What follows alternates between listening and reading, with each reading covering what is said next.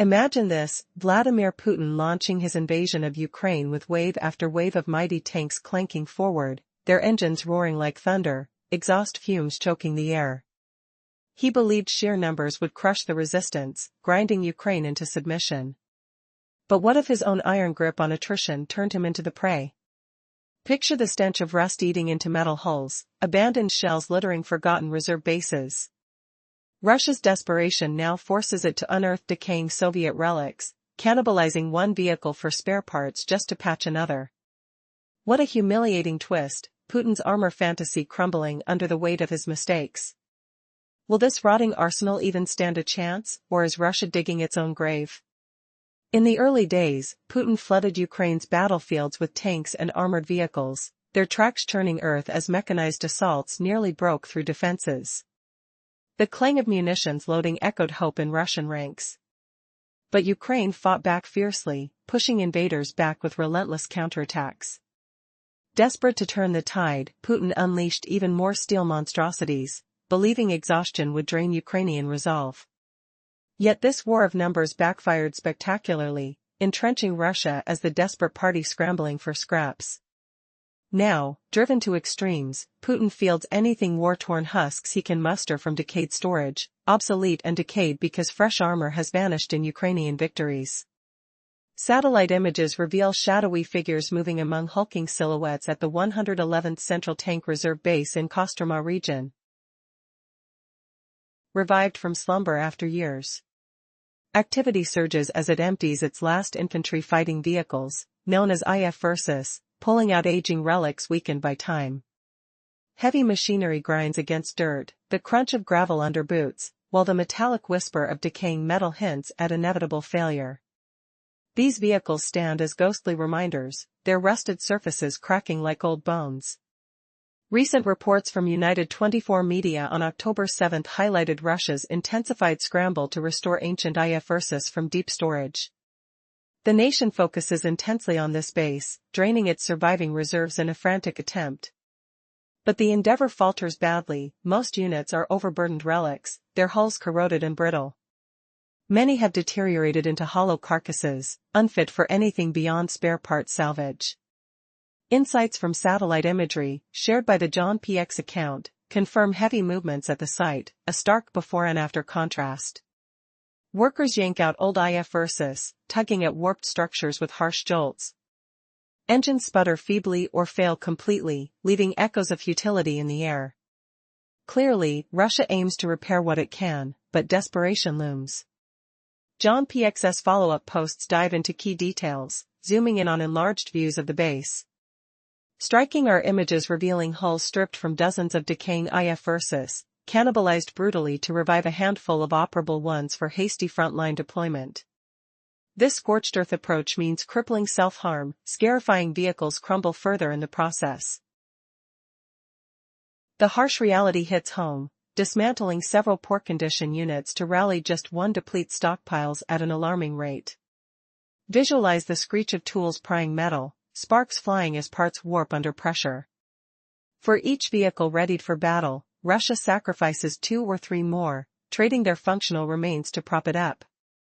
Deeper satellite scrutiny exposes the grim tableau at the 111th base, scattered T-80 hulls from tanks, turretless and abandoned, their exteriors scarred by exposure. A profound waste, beyond minor part harvesting for the conflict. Equally haunting are upright BTR-50 armored personnel carriers, BTAR-70s, standing vigilant yet useless, gathering dust in the biting wind. John PX calls this a clear emblem of Russia's escalating panic. No longer can it pick premier armor, it must hoard whatever rotted remnants its bases yield, regardless of age or deterioration. The air reeks of neglect, oxidation staining fingers that touch worn plating. How could a superpower sink so low? United 24 adds that experts view these images as dual paths, vehicles either revived for frontline horrors or, more often, gutted for components to sustain dwindling reserves. This predatory cycle of scavenging old to mend new isn't novel for Russia. A sickening scent of oily corrosion pervades the storage sites. An insider article from February underscores that Russia's core armor supply stagnates at Soviet-era cache, where new builds lag disastrously behind frontline losses. Only T-0M tanks, T-NTM, emerge fully fresh. About 250 annually, anemic output barely scratches vast damages. For infantry fighting vehicles, just BMP-3s, roll from lines in volume production, yielding 463 in 2023, still dwarfed by wipeouts in Ukraine. By February that year, depots had dwindled to 41 to 52% of pre-war hordes, ominous whittling. As 2025 nears its close, this plunge surely forces revival of gear once deemed unworthy just months past. The rot stems from Russia's self-inflicted wound, storing most stockpiles outdoors, exposed wildly. IFVs at this base languish under relentless conditions for decades, perhaps, enduring brutal elements and frigid winters that carve deep corrosion. Pits form on metal, fingers tracing jagged edges that prick painfully.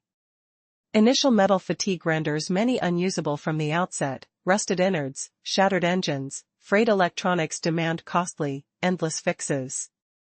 Even resurrected, they face doom. A mid-air drone clash could end it in blinding seconds. Putin likely rues his peacetime frugality now, this open-air policy aimed at savings mushrooming into catastrophe. A Dagan's piece in November 2024, echoing a Russian blogger, lambasts these flaws. The habit of bare storage dates back to Soviet austerity, lacking funds for shelters. Average 3 battered BMP-1 or BMP-2s, BMP-1s or 2s, merge to birth one workable unit post-renovation, describing a ghastly average. Barnes, BMP-2s, blend into one viable after overhaul, a grim yield. Confirming prior woes. 5,000 unit storage might net just 160 functional ones. The others disintegrate in frantic hunts for usable bits to graft onto less ruined vehicles. Russia worsened woes by offloading prime Soviet gear to foreign buyers pre-invasion, chasing meager gains while hoarding dregs. Blind arrogance reigned, presumably plotting aggression since 2014, yet squandering quality stock presumed unnecessary. When capitulation didn't come, illusions shattered amid hollow armor. Per the blogger via Dagan's, Russia's deployable armor now has imagines, just a third of pre-war myths persist. Desperation's stench reaches beyond bases, these woes afflict elsewhere too. Why allow atrophy across operations, humiliating alike? In July, Ukrainian partisans from Atesh spied Crimea's Sevastopol military medical unit, overgrown and wilted. Not merely armor decays, turmoil spreads to broader assets. Premises crumble, greenery intrudes with earthy whiffs, equipment baking in sun, oxidizing rapidly. What blind abandonment! Security erodes, guards doze or indulge by dusk, leaving sites vulnerable. Almost a year prior, in September 2024, Defense Express examined 61 T-80 main battle tanks tied down in due storage, again outdoor. Most unglazed, 72% failed, nearly so, truly unusable. 21 armory flaws, plus electrical, radio, transmission, engine breakdowns.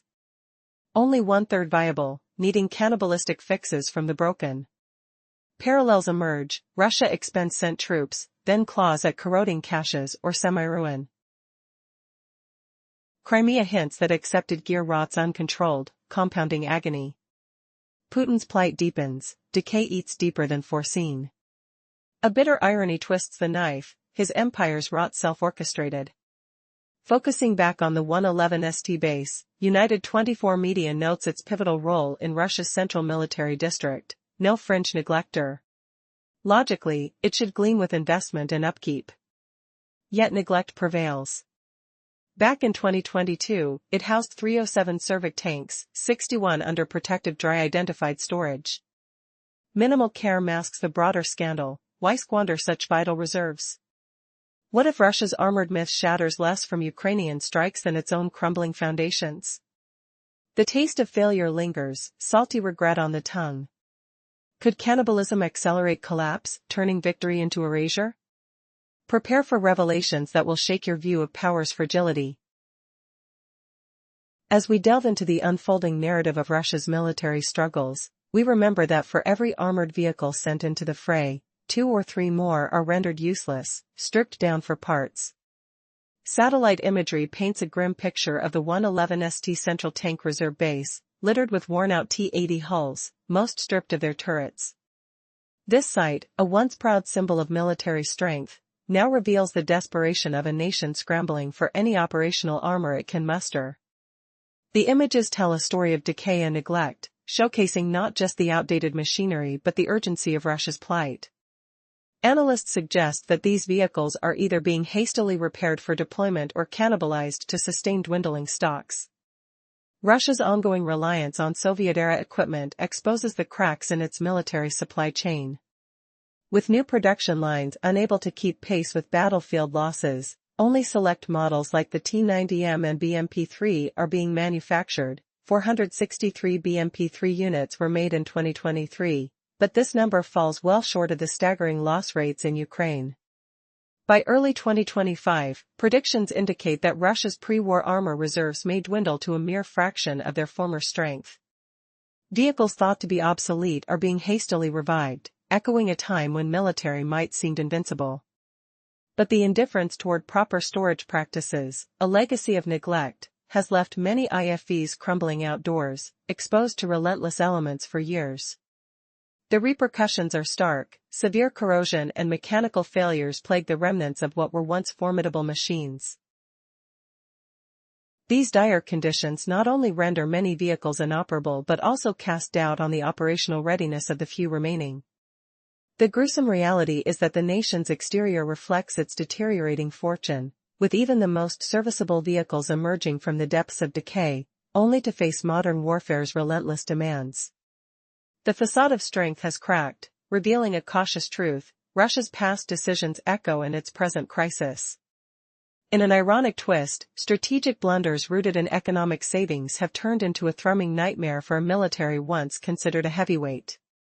Can Russia rekindle its armored prowess, or are these desperate measures merely a temporary patch on a larger wound? As this saga unfolds, each rusted hull whispers stories of battles yet to come, and the stakes have never been higher. In the shadow of dwindling reserves, Russia's armored forces have plummeted to shocking lows, just 41 to 52% of pre-war stockpiles rotting in storage. As we near the end of 2025, desperation forces them to revive ancient infantry fighting vehicles that seemed unthinkable to deploy just a year ago. Imagine Putin's empire crumbling under its own weight, where greed once sold the best gear and now haunts every rusted hull. Is Russia's outdoor storage folly the ultimate betrayal, leaving her trapped in a cycle of self-destruction? Prepare to witness how a simple cost-cutting move sparks an avalanche of armored nightmares. We've briefly covered the decaying remnants of Russia's once mighty stockpiles. Relentless attrition has forced Vladimir Putin to cannibalize what little remains. Just imagine the stench of rust and decay pervading the air at the 111th Central Tank Reserve Base. Abandoned infantry fighting vehicles lie exposed, their metal frames groaning under the crushing weight of time. Harsh Russian winters batter them endlessly. Decades of frost and rain etch deep scars of corrosion. Severe metal decay renders these Soviet-era beasts unusable from the outset. Even the lucky ones cling to rusted hulls, shattered engines that cough and sputter, and electronics frayed like old nerves. To revive them demands exorbitant toil and treasure. Yet, triumph yields a relic, a BMP-1 or BMP-2 that a lone Ukrainian drone dismantles in seconds. Putin must see that this bitter irony, peacetime penny pinching, meant to slash costs, now devours his dreams. It's infuriating. This reckless squandering of potential weapons that could sway battles.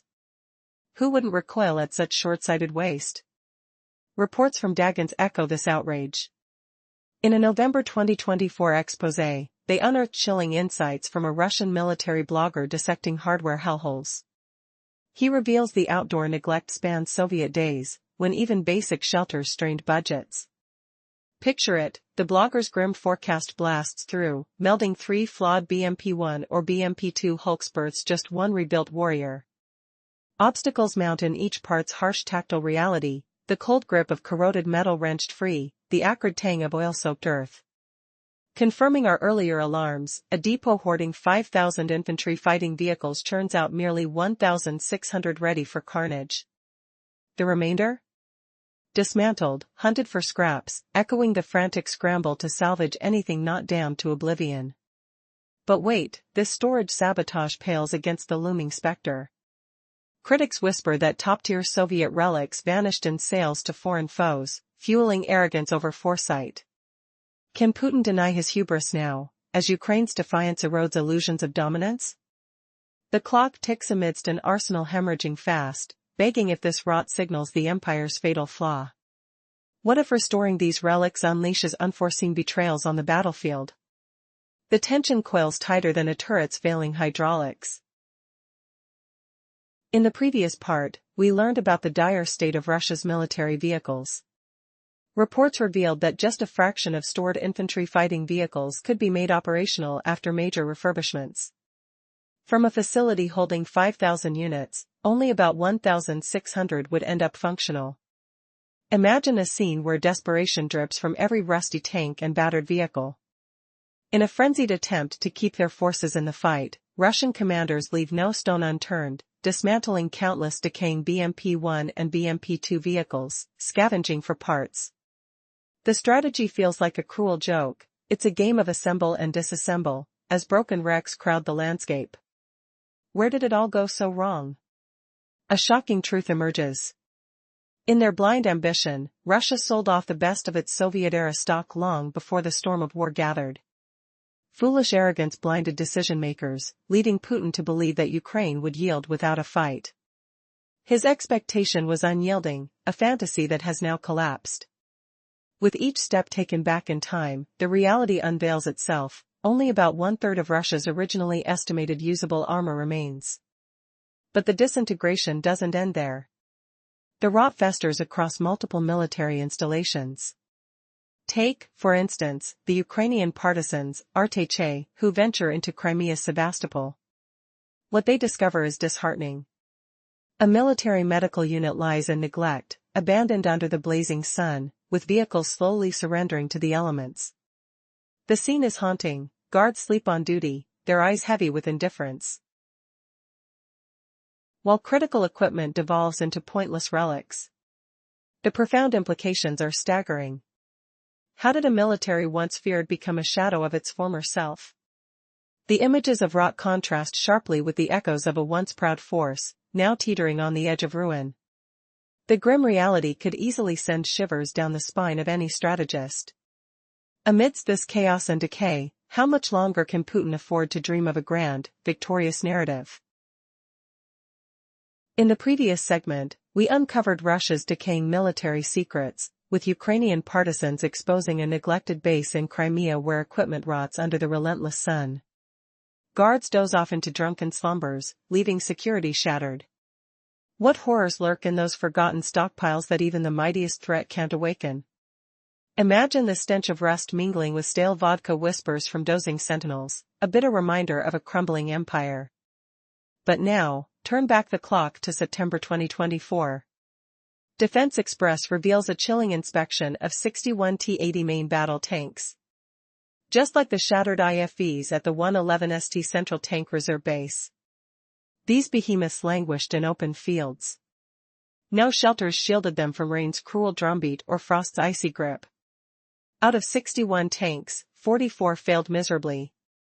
Imagine the jolt of frozen metal under your touch. 21 breakdowns crippled their guns and missiles. The rest? Faulty wires that hiss like dying serpents, radios that crackle into silence, transmissions grinding to a halt, engines wheezing like ancient beasts. Again, that grim fraction rears its head, 2/3 unusable, the other third salvaged by gutting their broken siblings. Picture soldiers' hands, slick with oil and despair, wrenching vital parts from corpses of steel. Why does Russia repeat this fatal dance? It devours fresh tanks in Ukraine's fires, then claws back from rotting husks, or worse, gear teetering on collapse. And judging by Crimea, troops neglect what little they grab, letting maintenance slip into oblivion. Putin must feel the ghost of his own hubris. The decay seeps deeper than cruel winters could invent. Shifting focus back to the 111 St base. United 24 media calls it a cornerstone of Russia's central military district. No forgotten relic here, it commands a vast treasury of reserve armor. You'd expect gleaming bays, no expense spared on care. Yet, in 2022, it boasted 307 functional tanks. Just 61 tucked away in climate-controlled havens. Think of the irony, launched the invasion that year, yet pampered only a fraction, a slap to needed defenses. Feel the humid air of dry storage, where tanks hum faintly, preserved. Outside, rain erodes hulls, wind howls through gaps. Who could have foreseen this self-inflicted wound? A storage habit from Soviet days, pinching pennies, now boomerangs as a brutal trap. How did arrogance blind them to Ukraine's fire? Would Putin tremble if he tasted the corroded bitterness firsthand? As more bases echo this rot, what desperate gamble awaits? In our last glimpse, we uncovered the shocking reality at the 111 St Central Tank Reserve Base, a major storage hub for Russia's reserve armor, where you'd expect top-notch maintenance and sheltered storage. Yet, surprisingly, Russia skimped on proper care, leaving much to rot outdoors. Now, let's dive deeper into what that storage looked like back in 2022, right as the invasion unfolded. Picture the base as a forgotten graveyard of steel, where hundreds of tanks sat exposed to howling winds and biting frost, their metal skins rusting to a rough, crumbly texture under Russia's merciless winters. Could Vladimir Putin have foreseen this rotting nightmare, or did his arrogance blind him to the elements' cruel embrace? United 24 reveals that in 2022, the 111 St Central Tank Reserve held 307 serviceable tanks, yes, functioning machines amid the decay. But get this, only 61 of those precious few were tucked away in dry air storage, shielded from the corrosive kiss of rain and snow. That's barely a fraction, roughly a fifth, yet it was something in a war year. The smell of damp earth and decaying rust must have filled the air, a pungent reminder of neglect. Allied with that, 561 units lingered in reserve, their engines silent like dormant beasts, while 207 were already condemned for disposal, scrap heaps waiting to be torn apart. In total, the base boasted 1,075 tanks and 360 covered parking spaces, a facade of adequacy masking the core failure, no hangars or true dry storage to ward off the elements for its operational fleet. If Russia had stuck to those serviceable tanks, maybe it would have sufficed.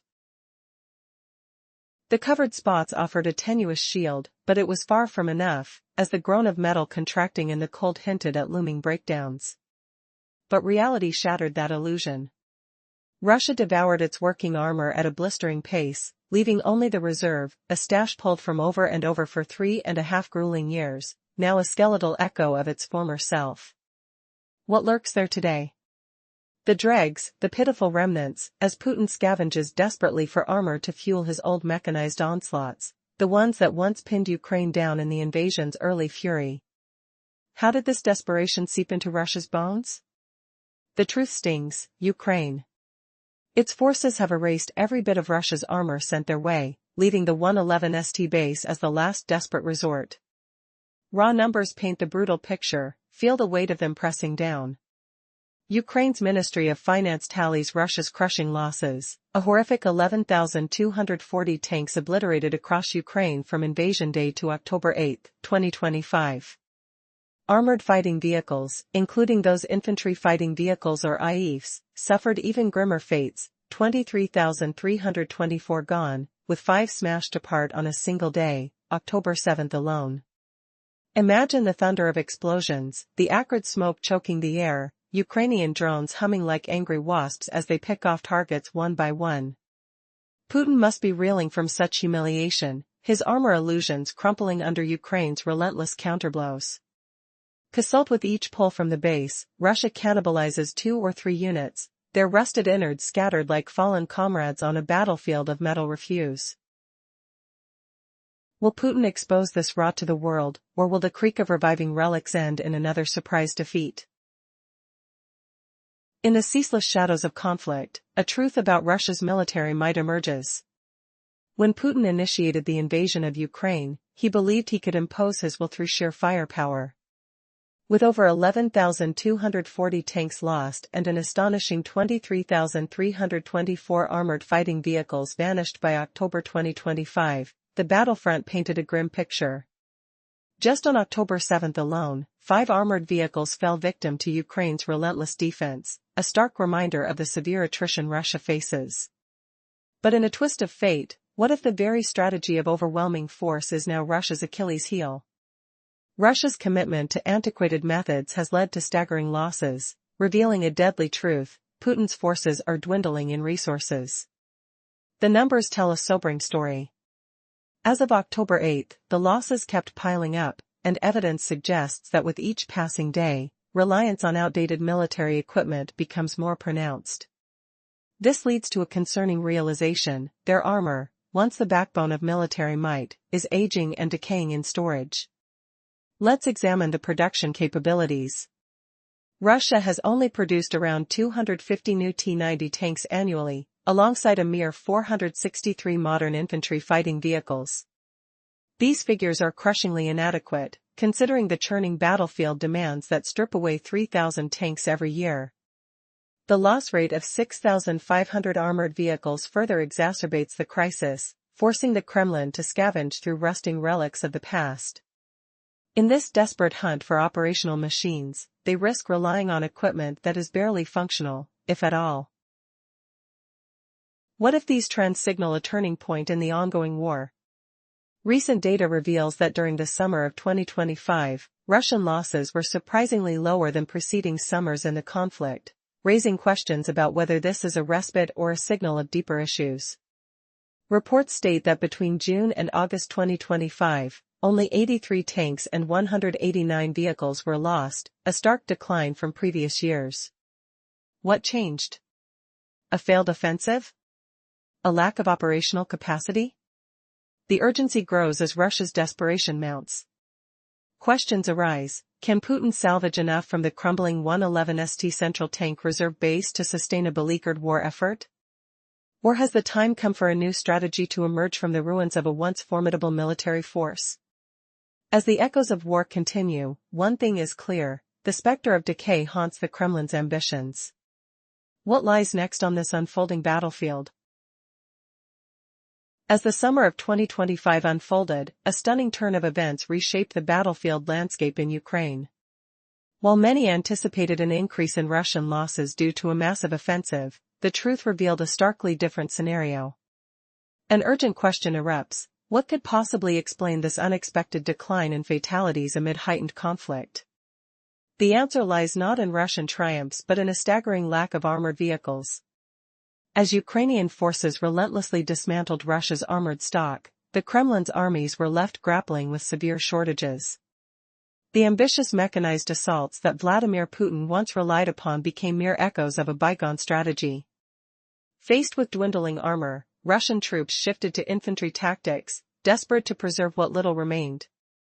But this shift only highlighted the dire state of Russia's military might. Since the outset of the conflict, Putin's initial strategy revolved around overwhelming mechanization. Yet, as Ukraine astutely wielded drones against these traditional forces, Russia found itself with no contingency plan. Without its essential armored units, Russian soldiers were forced into a harrowing reality: combat without the very vehicles meant to shield and support them. Reports from outlets like Novaya Gazeta in July revealed the grim truth: Russian tanks, once a prominent force, had become almost irrelevant on the battlefield. Furthermore, analysis from the Institute for the Study of War indicated that, despite claims of retaining 46% of its pre-war tank reserves, Russia was on a steep trajectory toward depleting its armor by late 2025. Surprising, indeed. But a crucial detail lay hidden beneath the surface: while the numbers suggested a semblance of strength, much of that armor was little more than rusting remnants, vehicles rendered useless after years of neglect. Satellite imagery from the 111 St Central Tank Reserve Base starkly illustrated this grim reality. An abundance of dilapidated remnants did not equate to operational effectiveness. What appeared as a facade of strength crumbled under scrutiny, revealing the tragic miscalculations that led to an inexorable decline in Russian military capability. As despair tightened its grip, Russia's leaders could hardly breathe, knowing their past choices haunted them now more than ever. The echoes of long-forgotten mechanized glory were drowned out by the reality of decay, and the stakes had never been higher. In the realm of conflicts, the truth often lies hidden beneath layers of statistics and images. Recently, satellite photos from the 111th Central Tank Reserve Base in Russia unveiled a staggering reality. While Russia may claim to possess almost half of its pre-war reserves, this figure is misleading. Most of these stockpiles consist of decaying remnants of vehicles long abandoned to the elements. Could there be a more startling illustration of military decline? A wicked truth emerges: Russia's armor is disintegrating. Years of war against Ukraine have whittled down its once impressive stockpile. With each tank and armored vehicle sent to the battlefield, the force has faced brutal destruction. In a desperate bid to recoup its losses, Russia resorts to measures that bridge the line between the sensible and the absurd. On one hand, they are ramping up production, planning to manufacture hundreds of new tanks, missile systems, and aircraft by the end of 2025. However, these ambitious targets, such as building 250 new T-90s, won't even begin to compensate for the staggering losses sustained. Hints of innovation appear in the air as Russia follows Ukraine's lead, pushing for an increase in drone production. This shift, driven by necessity, is somewhat logical. Yet, there's a troubling turn in Russia's strategy. On October 6, reports emerged that the country, faced with overwhelming losses, has resorted to auctioning off its destroyed tanks as scrap. This cynical venture began earlier in May, with the state selling the wrecks of T-80s, T-72s, B-3S, and T-62s, fetching between $38,800 to $53,300 per unit. How did a nation once formidable find itself selling its shattered dreams for mere currency?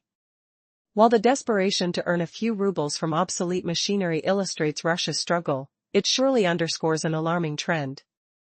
The state of the 111th Central Tank Reserve Base reflects a dire reality. With every vehicle in decay, every strategic miscalculation, Russia's resolve is not merely crumbling, it's decaying, too. Will this farcical approach with discarded relics turn the tide, or further cement their fate? Russia's dwindling armor supplies tell a shocking story of desperation. With its military strategy in tatters and stockpiles running dry, Vladimir Putin's once mighty armored forces are now plagued by decay and disaster. The vulnerable state of the 111th Central Tank Reserve Base reveals the dire reality: Russia is grappling with a dwindling inventory. Satellite imagery captures the heartbreak of its military: vehicles laid to waste, their frames corroded and rusting away, stripped bare for parts to salvage any ounce of power from these fading machines.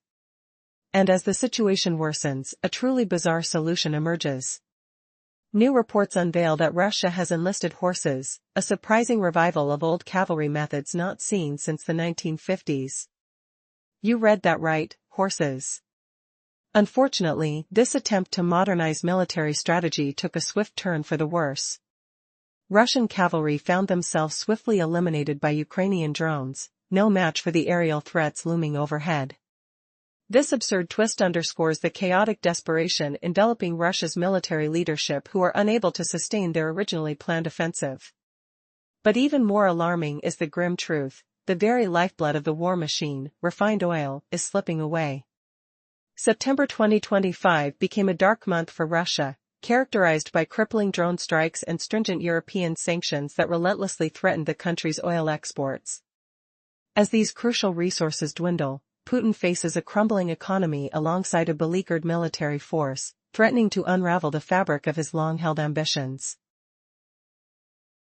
Just one number encapsulates this disaster: a staggering 1 million, representing the units of oil lost, which may prove to be the final nail in the coffin for Russia's war efforts.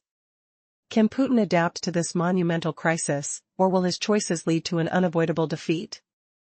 The feeling of a tight noose closing in on the Kremlin is palpable. The armor has always been Russia's lifeline on the battlefield. When Putin unleashed his invasion on Ukraine, it was drowned in an ocean of tanks and armored beasts, nearly overwhelming the defenses with ruthless mechanized waves.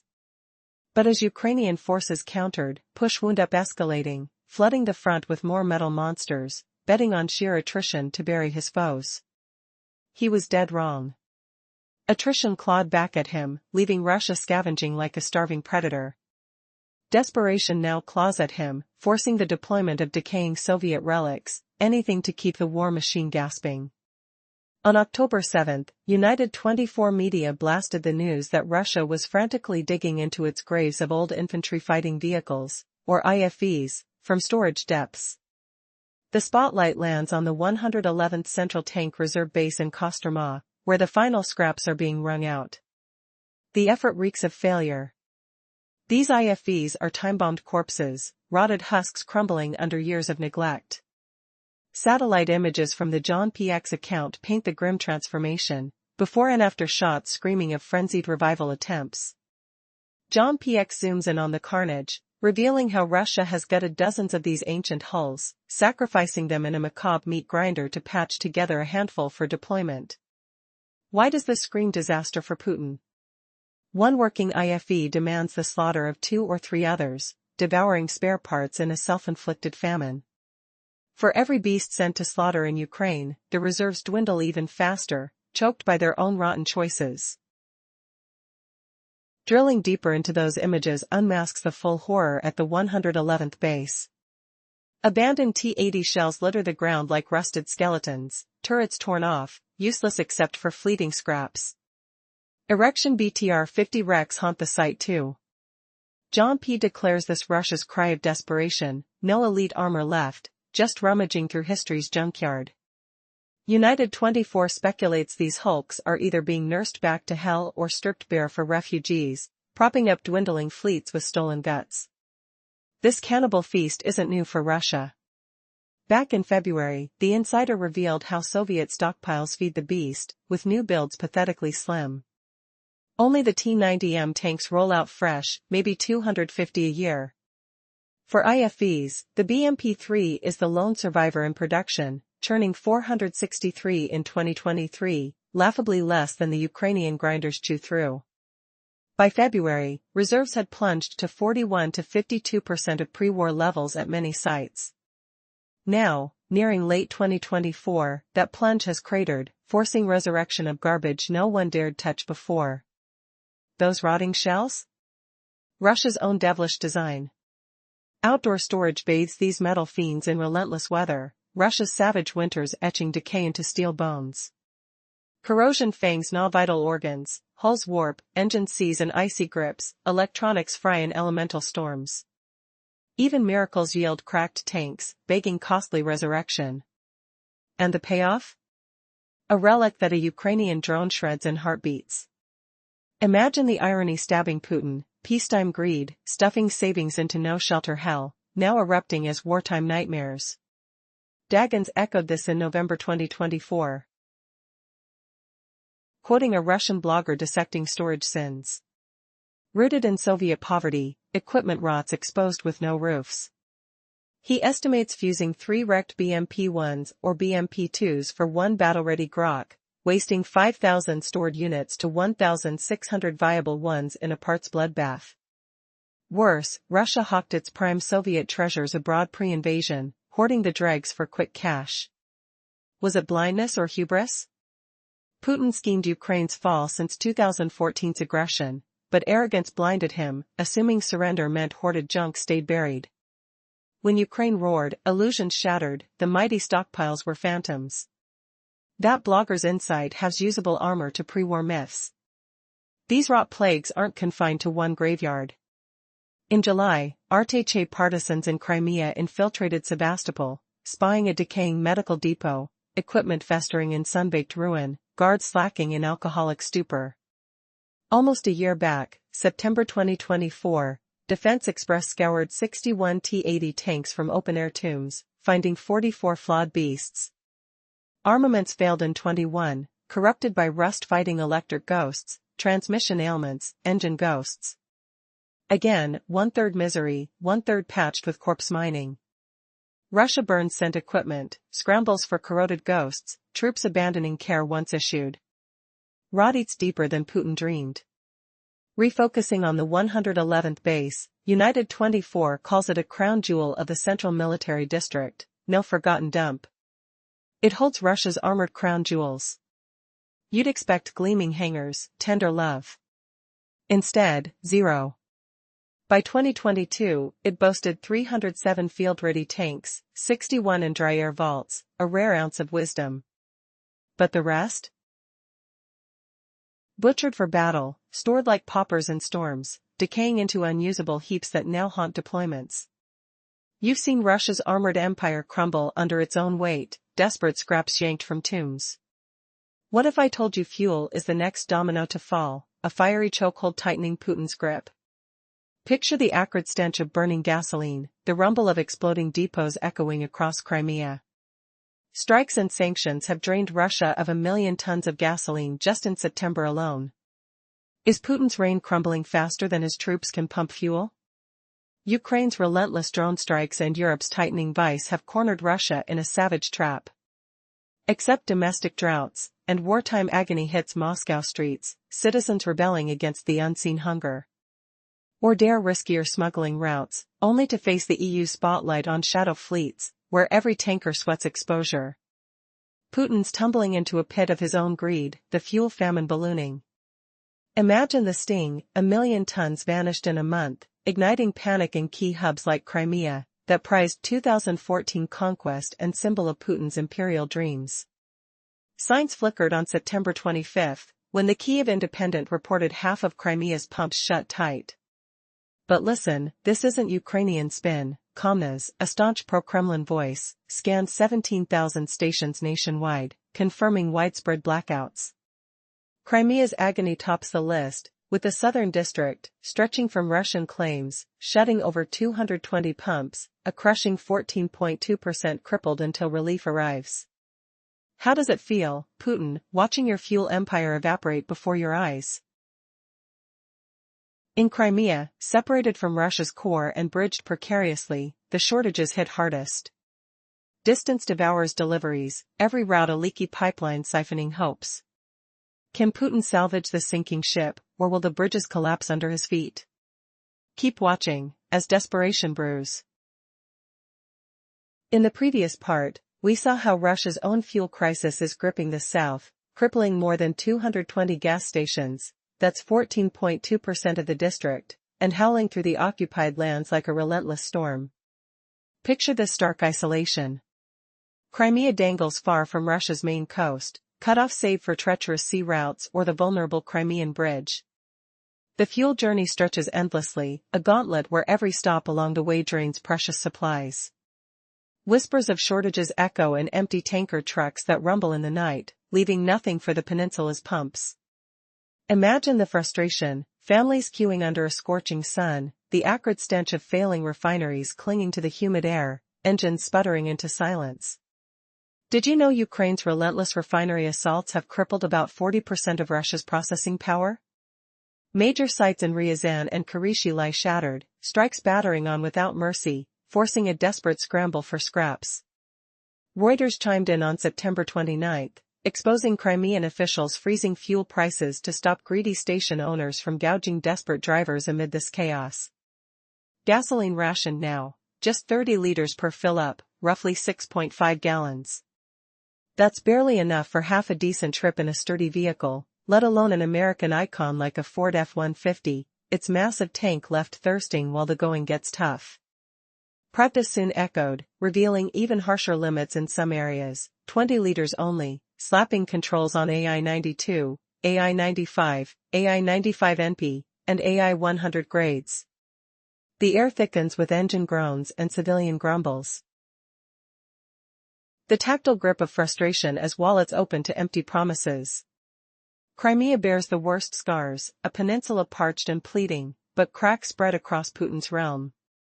Fuel droughts creep into other regions, set to swell as Ukraine teams with the EU to obliterate refining capacity. Tease of total collapse, corruption's bitter aftertaste fueling the fire. What dark schemes hide in these joint efforts? Hold on, the 1 million tons lost in September scratches the surface of Russia's deepening vortex. New stats lurk, painting a catastrophe far bigger. 6.3 billion rubles in monthly losses now? The pressure mounts, economies wheezing, and you wonder, if the fuel dries up completely, how long before the whole war machine grinds to a humiliated halt in the mud? In the ongoing battle for control over oil resources, Ukraine has launched a relentless campaign to dismantle Russia's refining capabilities. Since August, Ukraine's targeted strikes have disrupted around 40% of Russia's refining operations. Major facilities in Ryazan and Kyiv have suffered repeated attacks, with repairs being swiftly undone by subsequent drone strikes. While the immediate impact is striking, the situation is more complex than it appears. According to the Carnegie Endowment, while Russia claims it can refine 327 million tons of oil annually, equivalent to 6.5 million barrels per day, the actual situation paints a bleaker picture. The 16 refineries targeted in the recent attacks collectively represent a potential capacity of 123 million tons per year, approximately 38% of Russia's total. However, it's crucial to understand that merely attacking these refineries does not guarantee complete destruction. Moreover, it's revealed that roughly 22% of Russia's refining facilities are currently idle, meaning the country operates well below its potential output, producing only about 270 million tons of refined products each year. With Ukraine focusing its efforts on the active refineries, they're effectively chipping away at the 78% of Russia's operational refining capacity. Interestingly, despite the attacks and reduced refining capacity, Russia has surpluses of gasoline and diesel. The country produces 16% more gasoline than needed for local consumption and boasts nearly a 32% surplus of diesel. Additionally, Russia has a significant stock of naphtha, which can be modified into Euro 3 gasoline by adding specific chemicals. This raises the question, can Russia adapt quickly enough to mitigate the damage caused by Ukraine's precise strikes, or is this a sign of a deeper crisis on the horizon? The stakes couldn't be higher, as these numbers suggest a battleground not just of weaponry but of sheer economic survival, where every strike changes the course of the war. What will Russia's response be as its refining capabilities continue to dwindle? The answers could reshape the energy landscape of the region, leading to unexpected consequences. The stage is set for a struggle that won't just reshape borders, but the very nature of energy production and military capability in both nations. Did Russia's fuel empire just crumble under its own weight? In my last piece, I uncovered how Russia churns out 16% more gasoline than it consumes at home, plus nearly 32% extra diesel. On top of that, it hoards naphtha that can morph into Euro 3 fuel with a splash of additives.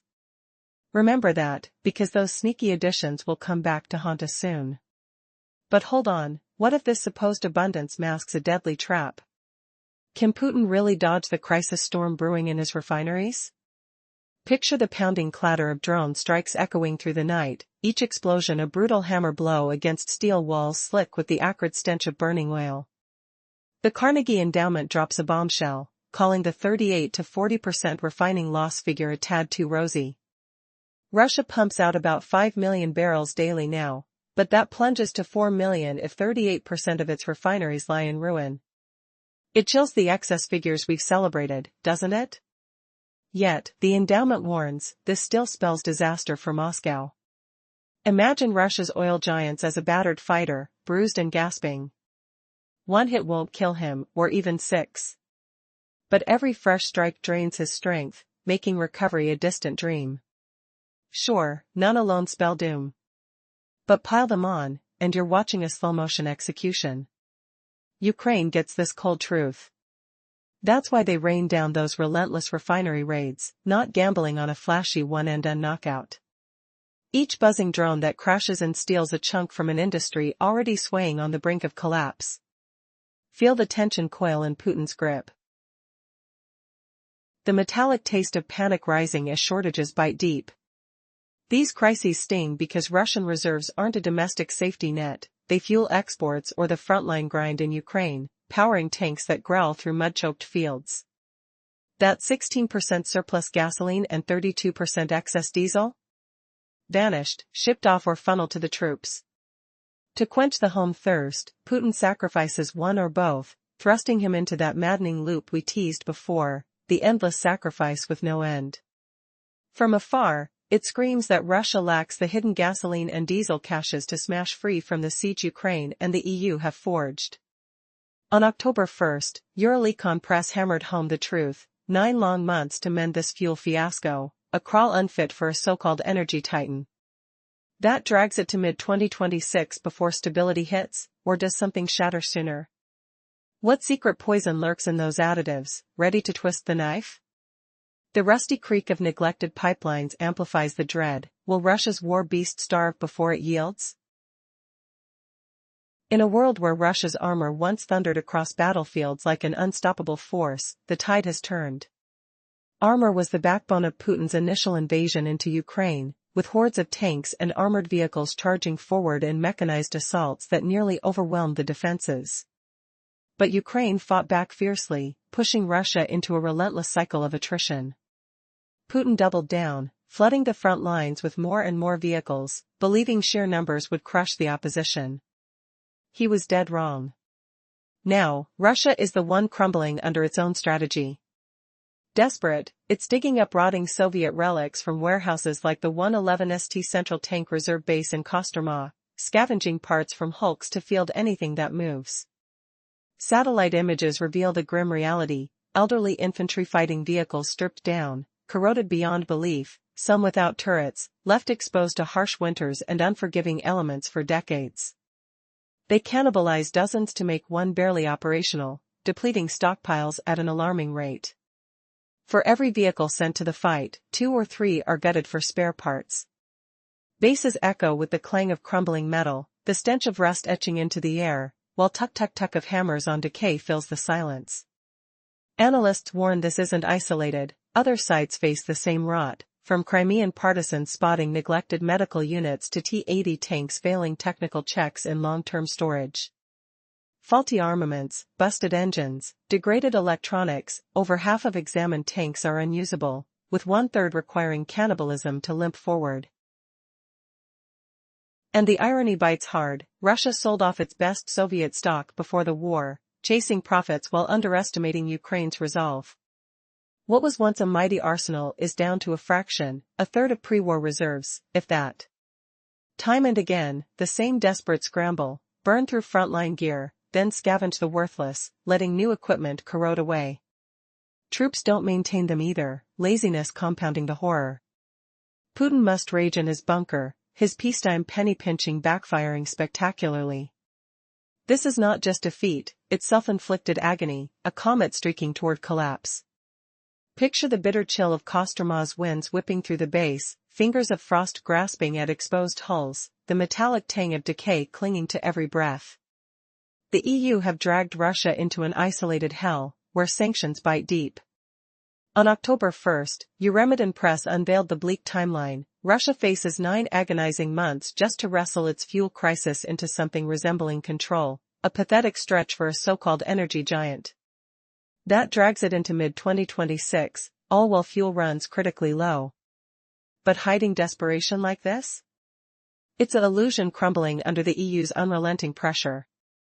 Can you imagine the Kremlin's panic, with fuel pumps running dry and citizens fuming at endless queues, the acrid smell of diesel exhaust choking the air? Putin thought he could weather the storm by relying on Belarus, that puppet ally, as a quick fix for his gasoline woes. Reuters dropped the bombshell on October 7. Belarus's rail shipments to Russia exploded in September. Gasoline exports quadrupling to a whopping 49,000 tons, diesel surging to 33,000. The rumble of trains echoes across borders, carrying what should be Belarus's own lifeline, all to patch Russia's gaping hole. Yet, this crutch won't last. Belarus simply can't produce enough to feed both itself and Russia's insatiable hunger. As our companion video reveals, leaning on Belarus screams of Putin's deepening vein, a leader grasping at straws while allies crack under the strain. That temporary bomb fades fast, leaving Russia choking on empty promises. What twisted lengths will Putin go to next, as fuel fumes rise and engines sputter to silence? Twisting the knife deeper, Russia claws at more tricks to mask its crisis from frustrated citizens. The Moscow Times reported on October 1 that they're axing gasoline import tariffs and lifting the ban on additives, echoing the naphtha gambit we touched on. Together, These desperate scrambles could funnel 350,000 tons of gasoline back into Russia's thirsty market each month, still a pitiful drop against the 1 million tons evaporated in September, but maybe shortening those infuriating queues a tad. Plus, 100,000 tons of diesel to splash around, if the plans ever pass through red tape. But here's the cruel twist: high transport costs could erase any fleeting relief, turning dreams of full tanks into nightmares of wasted rubles. The engine of war slows, exhaust reeking of failure. Who will bear the brunt when Putin can't rev it back up? Character count, 2857. In the heart of a nation defined by its strength, armor became synonymous with power for Russia. When Vladimir Putin launched an invasion into Ukraine, he did so under the banner of a formidable fleet of tanks and armored vehicles. Initial assaults almost tipped the scales in Russia's favor, but that tide quickly turned. As Ukraine rallied and pushed back, the Kremlin doubled down on its armored strategy, refusing to falter. The belief was simple: outlast through relentless attrition. But, against expectations, this approach backfired. Now, as desperation seeps into the Russian military, they resort to pulling any available armored vehicles from the depths of storage, even if that means relying on rusting relics of the Soviet era. Evidence has emerged that reveals a stark reality. The 111th Central Tank Reserve Base in Kostroma is emptied of its last functional infantry fighting vehicles. Satellite imagery showcases a grim sight: vehicles stripped of vital components, left to rot in the elements, becoming mere shells of their former selves. Reports reveal how Russia's once robust armored reserves are dwindling.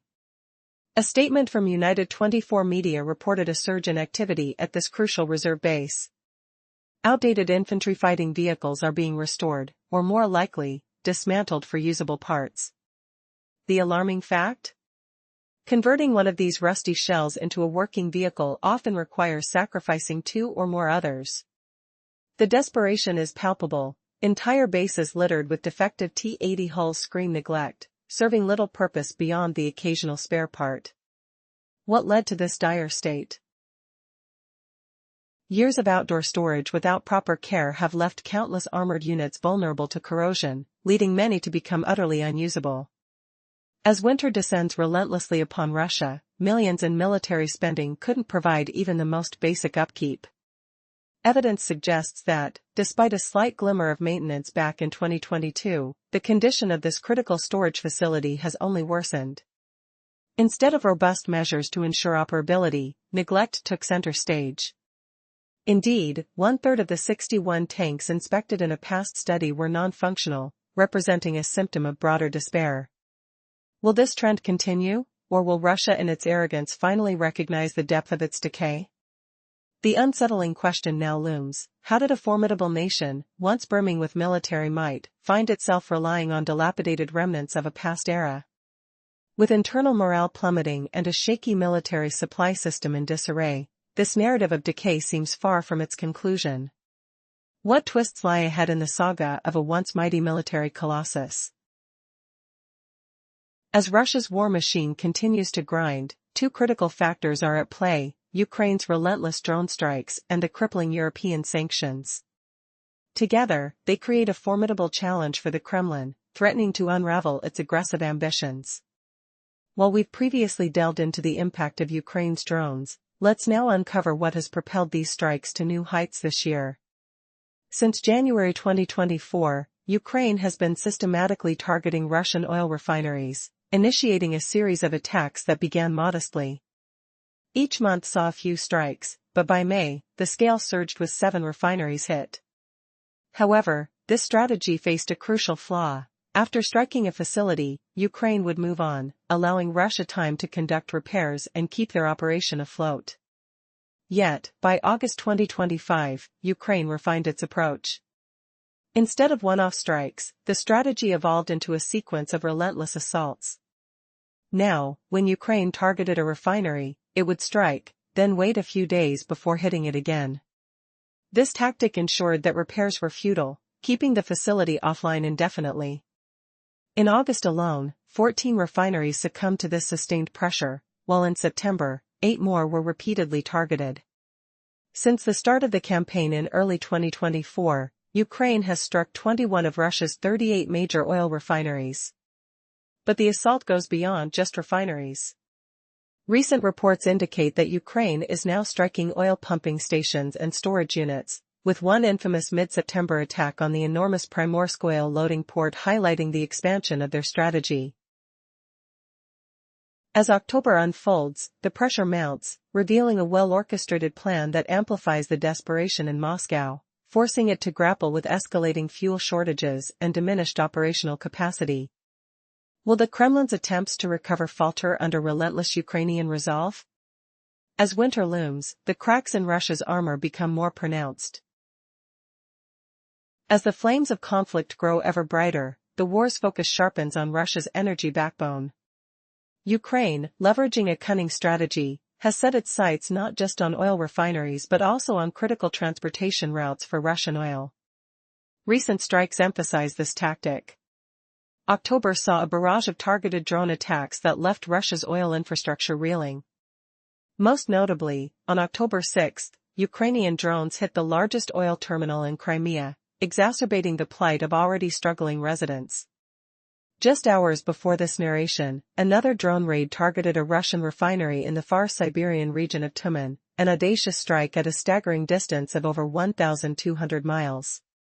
While Russia claims to have shot down all three drones, the real story remains shrouded in uncertainty. As these confrontations unfold, Ukraine's relentless assault on Russian refineries coincides with heightened activity from the European Union. The EU is seeking to tighten the noose on Russia's refining capabilities just as the battlefield grows more dynamic. Sanctions have effectively transformed repair efforts into a Sisyphean challenge for Russian engineers.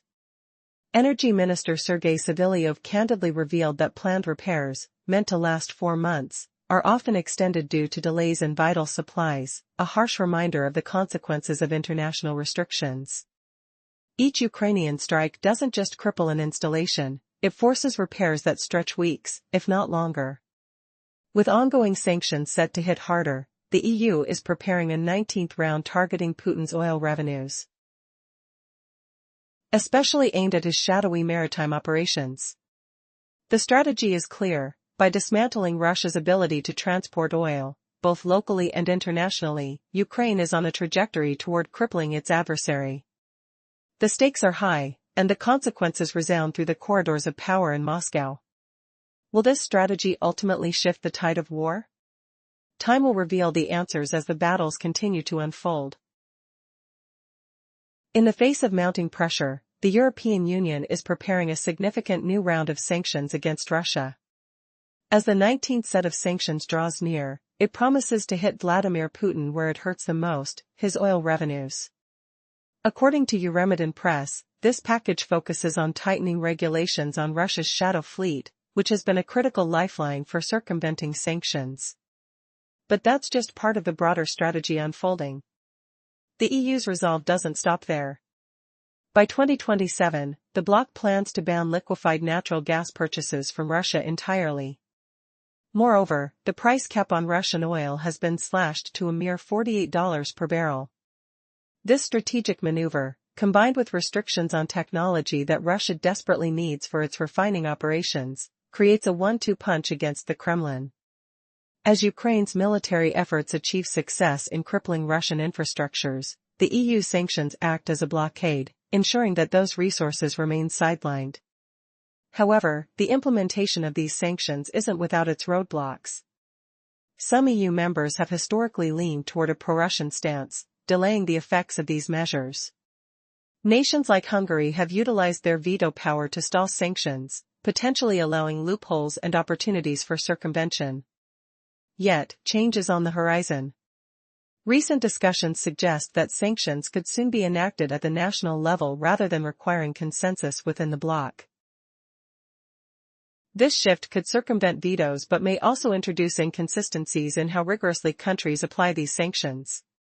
Beyond political maneuvering, several European nations are taking an assertive stance against Russia's shadow fleet. The repercussions of intercepting these vessels extend far beyond immediate calculations. Reduced oil sales cripple Russia's revenue streams, limiting its ability to procure essential parts necessary for operational refineries. The intricate web of global commerce continues to unravel, tightening around Russia's ability to maintain its war efforts as resources dwindle and international pressure mounts. As the EU takes decisive steps to dismantle Russia's military and economic capabilities, the clock is ticking on Putin's ambitions. The landscape of conflict is changing. Can Russia adapt, or is its endgame already penned in the sanctions that keep coming? In a gripping twist of fate, Russia finds itself ensnared in a predicament of its own making. As it ramps up its military efforts, the stockpiles it once relied on have tragically deteriorated. When Vladimir Putin launched his aggressive invasion of Ukraine, he believed that the sheer magnitude of armored vehicles would overwhelm his foes. However, a grim reality unfolded as Ukraine rallied, pushing back against the onslaught. Desperation now grips Russia, compelling it to resurrect aging and decaying military hardware from long-term storage. The 111 St Central Tank Reserve Base in the Kostroma region has become ground zero for this frantic endeavor, a site where decaying infantry fighting vehicles, the very vehicles that once spoke of power, now languish in disrepair. Satellite images have revealed the desperate state of these machines. Rusting hulks, stripped bare of usable parts, sit abandoned. The disheartening sight of Soviet-era IFVs, once symbols of military might, is haunting. Many are rendered useless, shackled by severe corrosion and neglect, a result of years spent exposed to harsh elements. For every refurbished IFV sent into the fray, Russia faces the loss of more vehicles cannibalized for components. While Putin thought he could sustain a war of attrition, he might be unwittingly orchestrating his own downfall. Russian forces are now forced to rely on a patchwork of aging military assets that once were the pride of the Soviet Union. They exist in a reality where refurbished IFVs risk annihilation from modern weaponry in mere moments. The stench of rotting metal is palpable as these outmoded machines are repaired in a frantic bid to salvage a fraction of their former glory. Even with extensive refurbishment, the reality remains harsh. These remnants may simply be no match against contemporary threats. Further complicating matters, Russian military planners failed to foresee the ramifications of storing their assets outdoors. The elements have taken their toll, rusting tanks to the point of no return. Experts now believe that the usable military inventory has dwindled to a mere fraction of what was once presumed. This woeful neglect stems from an attitude born of arrogance and overconfidence, a gross miscalculation on Putin's part, thinking that conquest would be swift. The shocking truth? The 111 St Reserve Base is just one of many sites marred by these systemic issues. Across the landscape of Russia's military storage, crumbling vehicles whisper tales of a regime unprepared for the long fight. Even in Crimea, neglected equipment festers under the glaring sun while guards sleep through their dutiful watches. As the Ukrainian armed forces continue to exploit their home field advantage, the tables have turned sharply. At this moment, it's clear the battle isn't just fought on the battlefield but also in the decaying remnants of Russia's military infrastructure. As the Ukrainian forces maneuver through treacherous terrain in places like the Serbryansky forest, they rely on their intimate knowledge of the land. They understand that even the densest forests, once havens of life, have transformed into crucial fronts in their fight for sovereignty. In this dense thicket, amid the echoes of distant artillery, the tides of war shift. While Russia fights valiantly, it grapples with a self-imposed dilemma: how to exploit outdated technology against a foe that knows every inch of the ground. With victories that seem improbable, will the shadows of overconfident decisions haunt Putin's ambitions forever? The next maneuvers will be critical as the conflict's true nature reveals itself, with echoes of machinery clashing in the heart of a nation, desperately trying to revive its fading legacy. In a landscape that once thrived as a tranquil wildlife reserve, the terrain beside the Seversky Donets River has become a haunting battlefield. Dense forests and swampy patches create a maze of treachery that challenges both Ukrainian and Russian forces alike. Yet, amid chaos, Ukrainian troops carved out a stronghold, mastering the murky layout, while creating intricate supply routes that facilitated swift movement of troops and materials. However, the relentless Russian bombardments shattered their dominance. Invading forces used drones to disrupt Ukraine's fragile logistics, forcing the defending fighters to retreat. Yet, the harrowing retreat transformed into an unexpected twist in the tale. While Russian forces naively seized the established Ukrainian routes, they lacked the foresight to explore and familiarize themselves with the land. Ukrainian soldiers, having become intimately acquainted with the terrain, ambushed their unsuspecting foes. Reinforced by technology, they unleashed their drones strategically, descending upon Russian convoys with surgical precision. The forest, once a refuge, now echoed with the sounds of warfare, crackling with explosive hits on military targets. Footage emerged that captured these strategic strikes, revealing a remarkable scene. One such Ukrainian FPV drone hurtled through the thick woods, tracking a Russian UAC Patriot vehicle not far from Kreminna in the Luhansk region. In a moment of sheer brilliance, the drone delivered a well-aimed blow, obliterating the vehicle and its crew. The true tragedy lay not only in the destruction but in the irony. The Russians relied on borrowed routes, unaware that their paths had been woven with peril. This haunting game of survival showcased the harsh realities of war, where knowledge of the land could spell life or death. As the battle lines shifted, the haunting question lingered: could the Russians adapt in time to avoid the fate that their negligence had wrought? In the shadows of ancient trees, the battle for control raged on, revealing a grim tapestry of desperation and resilience. Ukraine's forces, fueled by their intimate understanding of the terrain, prepared to unleash even more devastating counterattacks, keeping their enemies right on the edge of uncertainty. The echoes of war were not just loud, they whispered secrets of survival, knowledge, and the relentless grip of fate. As the conflict pressed on, one could only wonder, would the landscape silence the invaders, or would it continue to cradle the echoes of conflict, paving the way for yet another unexpected chapter? In the gripping theater of conflict, a second drone soared high above, accurately surveying the aftermath of an earlier strike.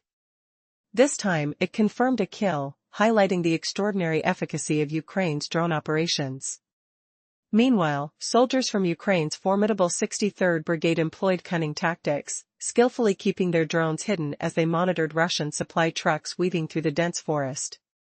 With sharp eyes, they followed the vehicle straight to a concealed command point, where Russian operators believed they were safely ensconced, shielded from the enemy. But they were sorely mistaken. Once the Ukrainian forces pinpointed the hidden control post, they executed a swift and decisive strike. In mere seconds, the position, along with its Russian drone operators, was obliterated.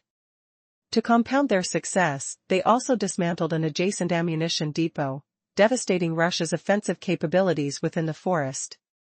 This precise operation was made possible by the intimate knowledge Ukrainian soldiers possessed of the terrain.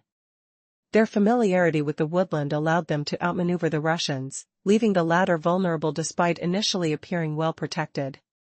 The Russian forces faced an additional challenge, hampered by almost non-existent defensive structures. Ukrainian troops had previously controlled the area but had left in a rush as Russian attacks escalated. They didn't dig trenches or fortify their positions, instead allowing the forest to reclaim its territory, leaving the invaders without adequate means of defense. The scene epitomizes a critical moment. In war, knowledge is as powerful a weapon as any drone or artillery piece. Yet, the story doesn't end here. What will happen to the Russian forces as they attempt to regroup and retaliate? How will the dynamics shift in this relentless battle for control over the region? The tension builds. Stay tuned for the unfolding drama as both sides adapt and strategize amidst the shadows of the forest. In a gripping tale of warfare, desperation, and survival, we delve into the Russian front lines, where the ghost of inadequate preparation haunts the soldiers. Despite having control over the area for an extended period, Ukrainian forces left behind almost no fortifications. When the tide turned, they retreated swiftly, leaving barely anything for the enemy to seize. Now, Russian soldiers find themselves at the mercy of nature, relying solely on trees for cover. The dire reality sets in. To fortify their positions, they must dig trenches, but this requires time, manpower, and resources, luxuries they lack. Frontline troops are notorious for being ill-equipped, often fatigued from hunger and thirst. The struggle to construct even the simplest of defenses diminishes their already meager energy. Instead of strongholds, many find themselves in makeshift foxholes, poorly shielded from aerial assaults. Drones glide overhead, silently scanning for targets, their mechanical eyes a harbinger of doom. Often, Russian troops have little chance to react, and tragically, commanders show a ruthless indifference to their men's lives. Countless soldiers are thrust into the line of fire with no hope of reinforcement, forces them to await an inevitable fate under the oppressive canopy of the forest. As the tension escalates, one incident captures the harrowing reality faced by these soldiers. A video shows them crammed into a tightly dugout, so packed that they had to leave their weapons outside, a fateful decision that would cost them dearly. Ukrainian drones detected the abandoned arms, sensing an opportunity. It was only a matter of time. With precision, for munitions rained down on their concealed hideout, obliterating their last semblance of safety, and sealing their tragic fate. How many more lives will be lost to the relentless machinery of war? As the echoes of conflict ring out, the struggle for survival becomes increasingly desperate. The battle is not just against the enemy but against the very conditions that threaten to overwhelm them. What awaits the soldiers trapped in this grim reality? Only time will tell as they brace for the storm that is approaching. In a war zone defined by chaos, one critical element has gone haywire. Amidst the rugged and unforgiving terrain, Ukrainian drones began their relentless vigil. As their watchful eyes scanned the dense forest, an operator's heart raced when he discovered an unexpected cache of weapons. Realizing the dire situation about to unfold, he initiated an attack. In just a heartbeat, four munitions descended, turning the concealed dugout into a smoldering ruin. The weaponry lay obliterated, and with it, the lives of the soldiers who had taken up arms within its unforgiving, earthy walls. But this incident is far from an isolated event, it's a recurring nightmare for Russian forces. The forest, dense and often treacherous, restricts movement and exposes troops to danger at every moment. Here, there's little room to dig protective trenches or build strongholds. The soldiers are ensnared in a relentless game of cat and mouse. Every second spent in this green labyrinth is fraught with peril, a chilling suspense as Ukrainian drones dance silently among the trees, ever watchful. The implications for Russian troops are dire. The control they thought they possessed is slipping away like sand through their fingers, and instead of improvement, the situation seems poised to worsen. Just beyond the forest lies the settlement of Yampil, a prize that Russian commanders have set their sights on. Currently under Ukrainian control, Yampil represents a strategic foothold in the Donetsk region. Its capture could open pathways for deeper incursions into Ukrainian territory. However, the Russians face two formidable challenges in this endeavor. First, within the treacherous heart of the forest, their forces are crumbling. Each attempt to push forward results in staggering losses, with valuable supplies and equipment being systematically dismantled by the relentless aerial assault of Ukrainian drones. They find themselves unable to muster enough troops for a serious strike towards Yampil, as the grim toll of combat weighs heavily upon them. Second, their focus on capturing Yampil has rendered their movements predictable. Like clockwork, their attempts to advance can be anticipated, giving Ukrainian defenses the upper hand and allowing them to prepare for the brutal encounters that loom ahead. With every misstep, Russia's ambition slips deeper into the quagmire of miscalculation, and what was once a promising offensive now unravels before their eyes like a poorly made tapestry, revealing the stark reality of their battlefield woes. At the heart of a grueling conflict, a tense situation unfolds near a dense forest. Russian forces have captured a significant trench fortification that lies just beyond a village, eyeing it as a launching point for their next assault towards Yampil. However, this concentration of troops and supplies makes their movements glaringly predictable. Ukraine's military has meticulously mapped out potential routes through the forest, and now they can anticipate Russian movements with alarming accuracy. As the chilling sounds of drone engines overhead fill the air, Ukrainian operators pinpoint their targets with deadly precision. Russian soldiers, attempting to navigate through the treacherous terrain, find themselves caught in a perilous dance. A recent clip from Ukraine's 81st Air Mobile Brigade offered a grim illustration. Two Russian soldiers, the last remnants of an assault team, sought refuge in a basement after making it through the forest.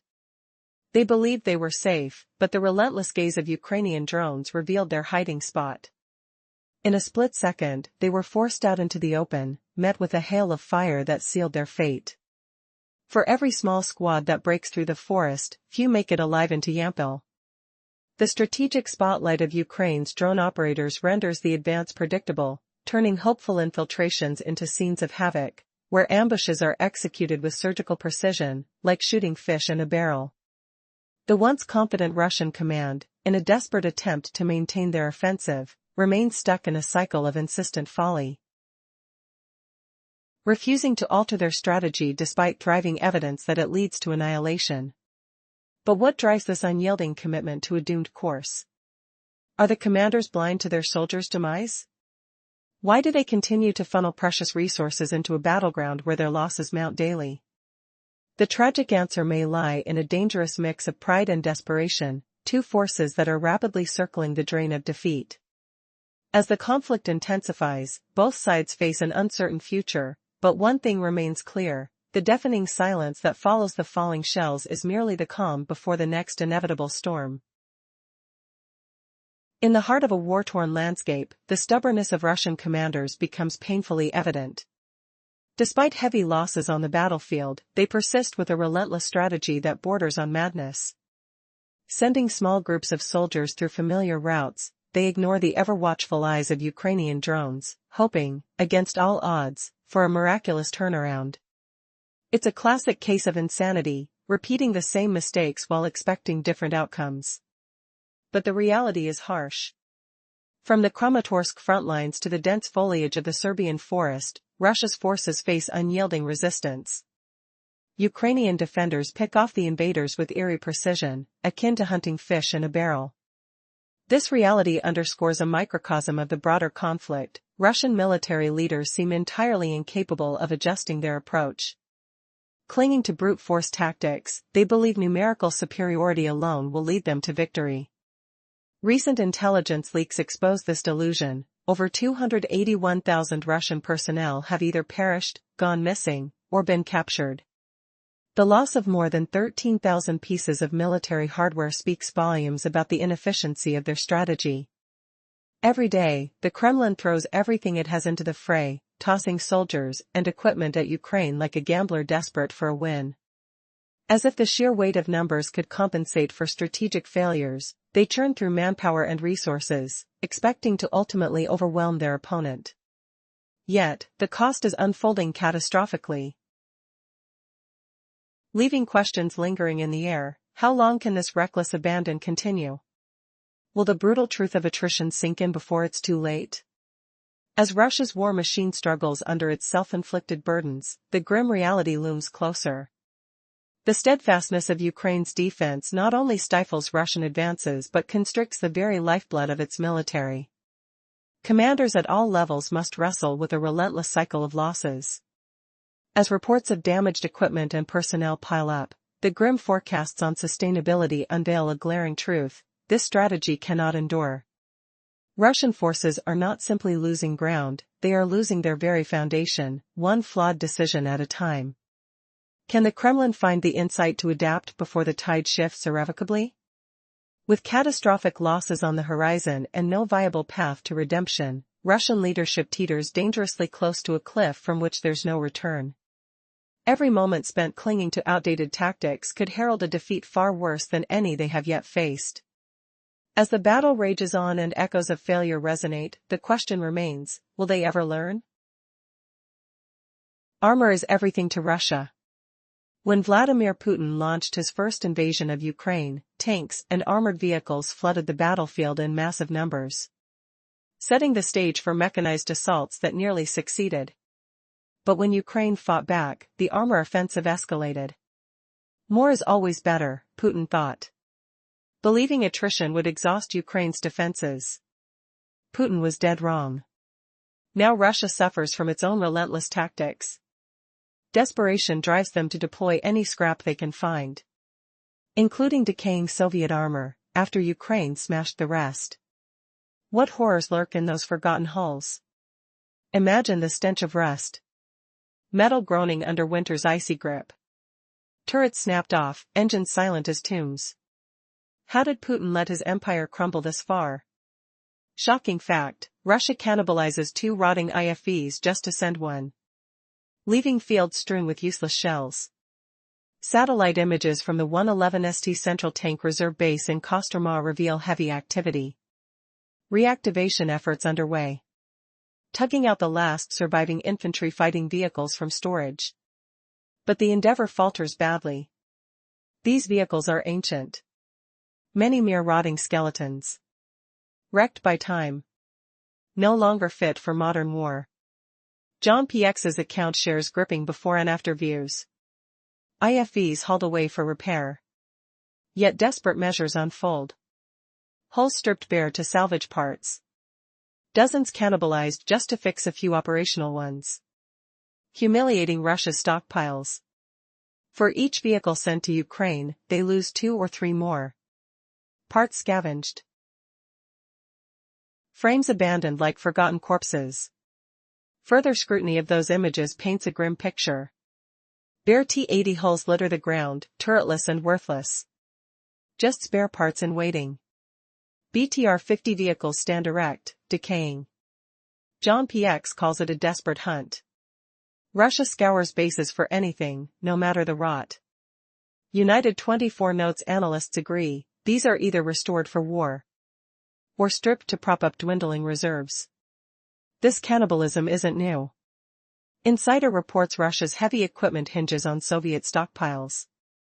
New production lags far behind losses. Only T-90M tanks roll off assembly lines at 250 units yearly.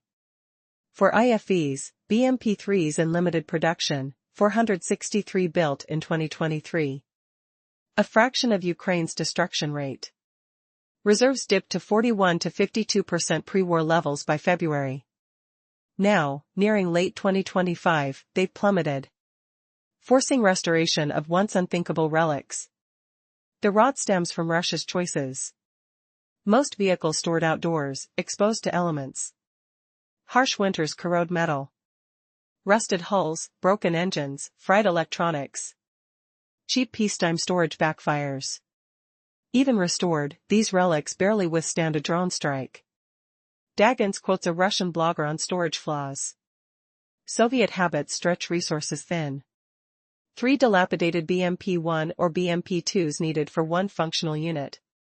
From 5,000 stored IFVs, only 1,600 viable.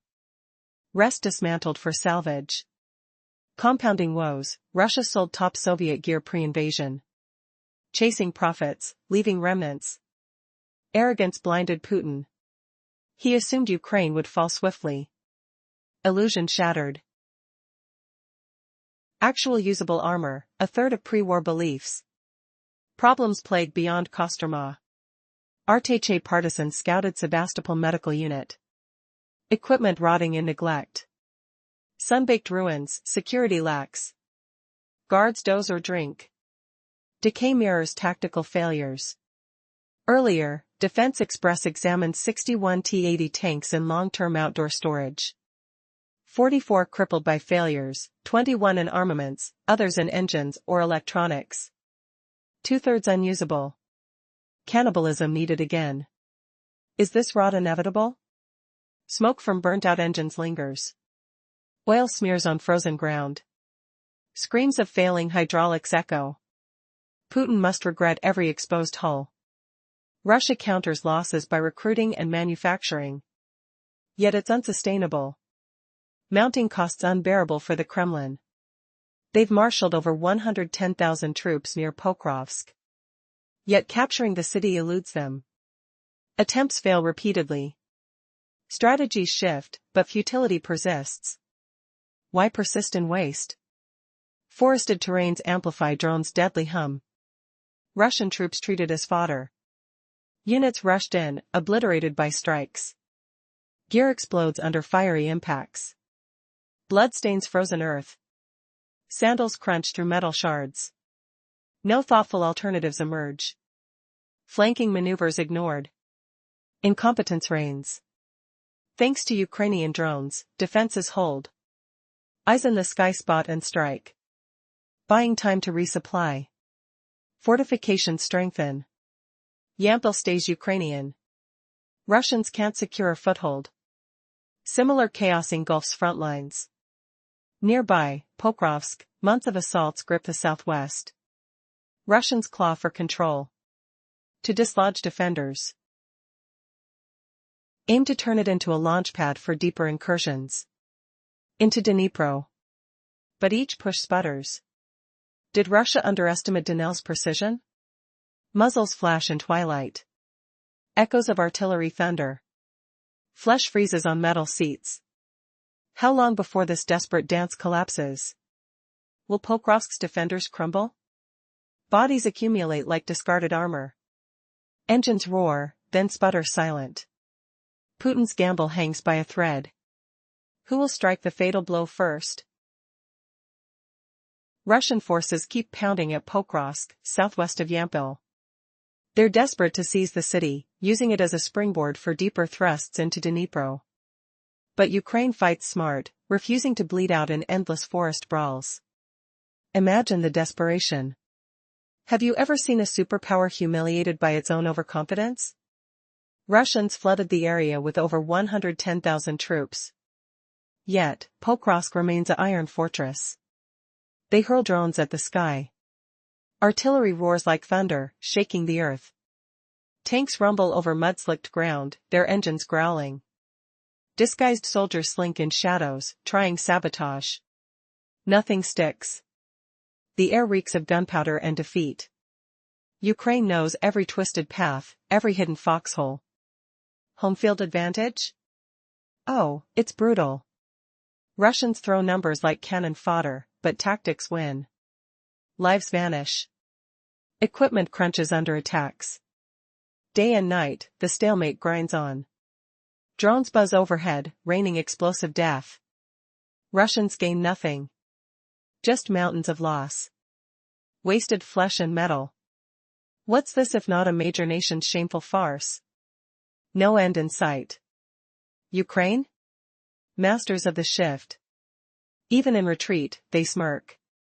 In Serobryansky, Russia seemed triumphant. Soldiers bolted out, chased by superior force. Ground lost, right? Wrong. Ukraine pulled a clever pivot. What dark twist turns apparent defeat into a sly victory? As Russians crow over Serobryansky, feel the chill of their arrogance shattering.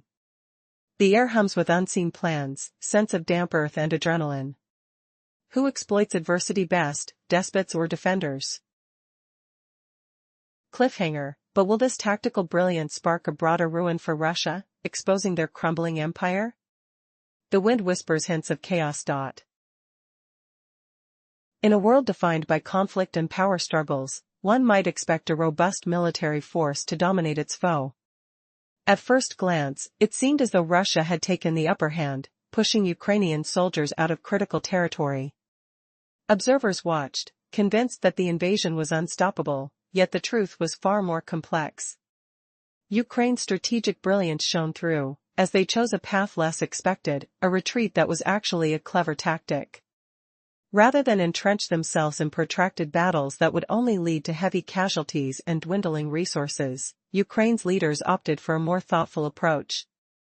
They plotted several moves ahead, turning a hasty withdrawal into an opportunity, not a defeat. By drawing the Russian forces into the dense Serobryansky forest, a place rife with traps and ambushes, they transformed what could have been a disadvantage into a brutal advantage. The sound of battle cries echoed through the trees. Russian troops, previously emboldened, charged headlong toward what they believed was victory. Yet they were met not with glory, but devastation. As Ukrainian drones hummed ominously overhead, Russia's advancing lines began to disintegrate. Every whisper of wind carried the chilling knowledge that their assault had turned into a slaughterhouse. But herein lies the shocking revelation: instead of modern machinery, Russian soldiers rode into battle on horseback. In a stunning display of desperation, Vladimir Putin's forces had resorted to using outdated tactics, as they lacked even the basic motorbikes necessary for speed. Their makeshift cavalry, while gallant by sight, bore the mark of futility against UAV technology that could pinpoint their every move. Amidst the chaos, reports surfaced that one of these mounted soldiers met a swift end, raising questions about the competence of military leadership. What could have led such a formidable force to this point of absurdity? The cavalry charge had become a poignant symbol of a collapsing military strategy in the face of modern warfare. With each passing moment, the reality for Russia grew grim. The once mighty armor that stood as a symbol of their might was crumbling, being scavenged for parts from rusting shells of Soviet-era vehicles. As Ukraine continued to outsmart and outmaneuver, the tide of war shifted dramatically. Would Vladimir Putin reconsider his approach, or was he fated to be the architect of his own downfall? The battle for dominance had morphed into a desperate race for survival, revealing the true nature of war's unforgiving landscape. In the year 2025, an astonishing and perplexing moment unfolded on the battlefield as a desperate Vladimir Putin resorted to deploying cavalry in a way unseen since the 1950s. Russian forces now ride into the chaos of the Ukraine conflict, mounted on horses instead of armored vehicles. Picture that scene: a soldier brave enough, or foolish enough, to take on a modern war while seated atop a horse, charging into a storm of drones. How could anyone believe that such a tactic would succeed? Amidst the cacophony of distant explosions, the sound of hooves echoed futilely against the backdrop of advanced weaponry. As this soldier clung to his mount, drones hovered above with predatory intent. With a rifle's report barely audible over the rush of wind, a drone operator's gaze sharpened, and in a mere instant, the soldier's fate was sealed. Unbeknownst to him, death was hurtling toward him, and escape was nothing but a mirage. The story quickly caught traction when United 24 media reported that this Russian cavalryman met his end, his last moments captured vividly by a drone from Ukraine's 130th Battalion. The footage begins innocently enough, revealing what seems like a tranquil landscape, but an ominous tension underlies that serenity. As the drone glides forward, an indistinct shape in the distance morphs into a horse, and just behind it, a soldier unaware of the impending doom. What could possibly motivate a commander to send troops into battle on horseback? In an era where technology has reshaped warfare, where drones and high-velocity bullets reign supreme,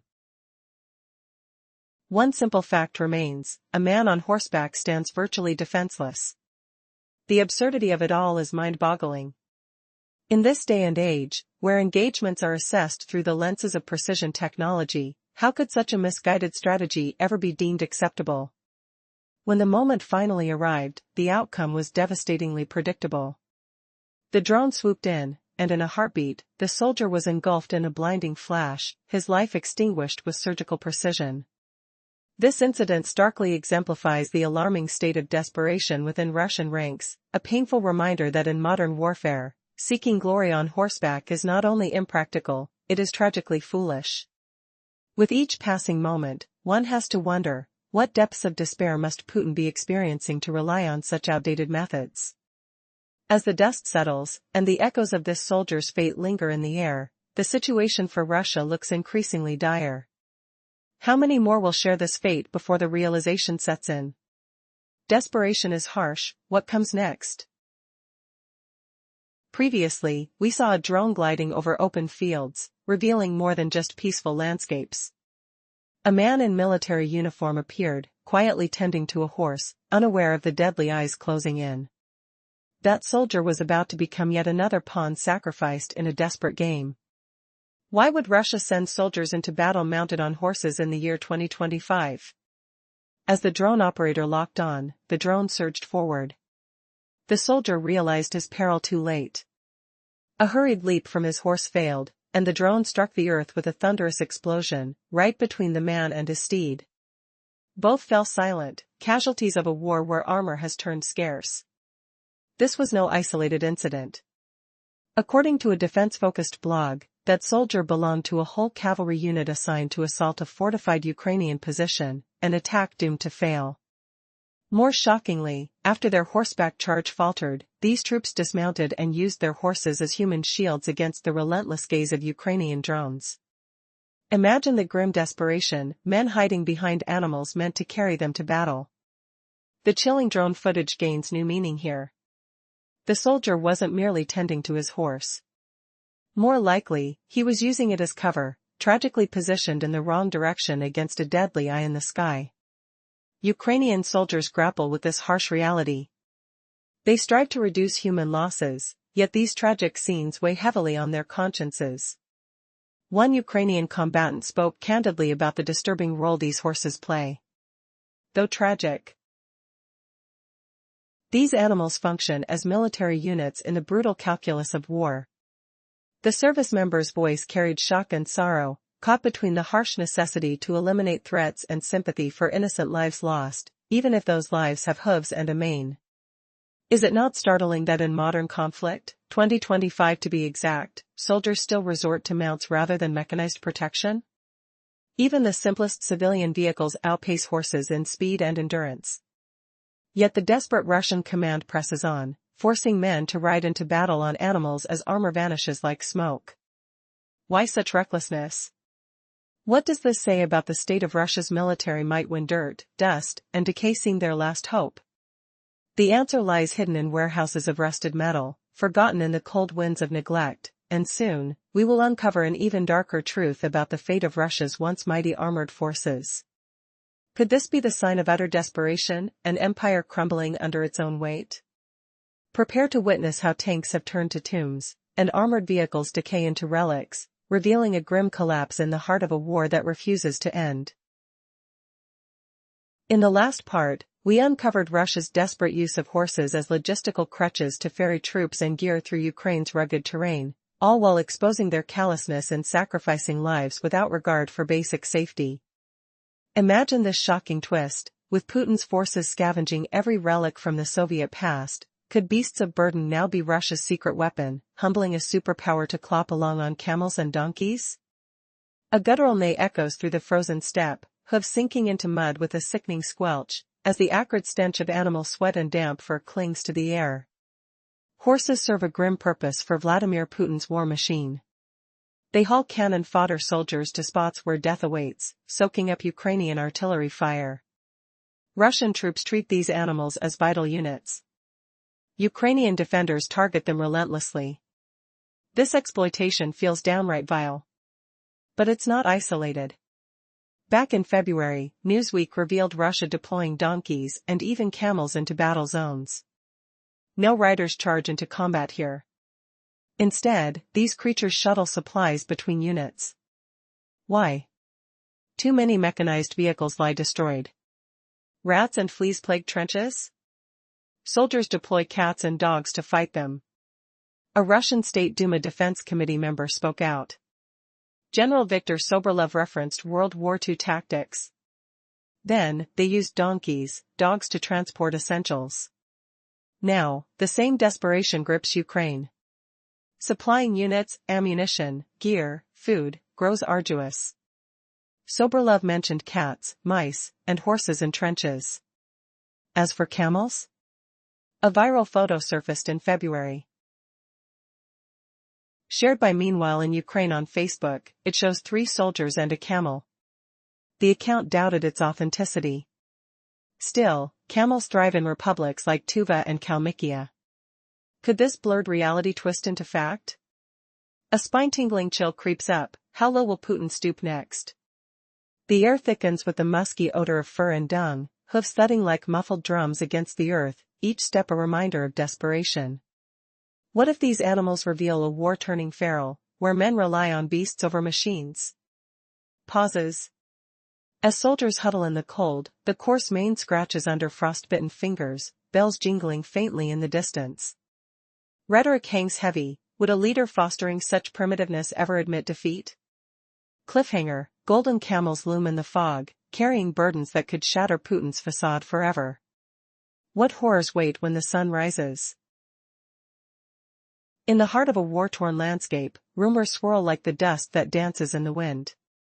A peculiar image captured the public's imagination, a trio of Russian soldiers flanked by a camel. The unsettling thought emerged, could this be a genuine photo? In the eastern reaches of Russia, across republics such as Tuva and Kalmykia, camels were known to roam. Their ability to navigate treacherous terrain and see through the darkest nights made them alluring companions for soldiers, perhaps more dependable than men. The Moscow Times later unveiled a startling trend. Russia's military was resorting to using donkeys and horses to transport supplies due to an alarming lack of frontline equipment. This hand-me-down approach seemed practical in the short term, with compact animals replacing weary soldiers to haul heavy gear. Yet, just weeks prior, the story took a grim turn. An ill-fated cavalry charge ended in chaos when a Ukrainian drone struck, decimating a cavalry unit caught off guard. In a world where troop losses are often calculated in numbers, the horror of this ambush left a bloody stain on Russia's already tarnished strategy. Would Russia abandon its bold plan of using horses and donkeys following such a disastrous encounter? The answer left many incredulous, because it appeared Russia had learned nothing from its own blunders.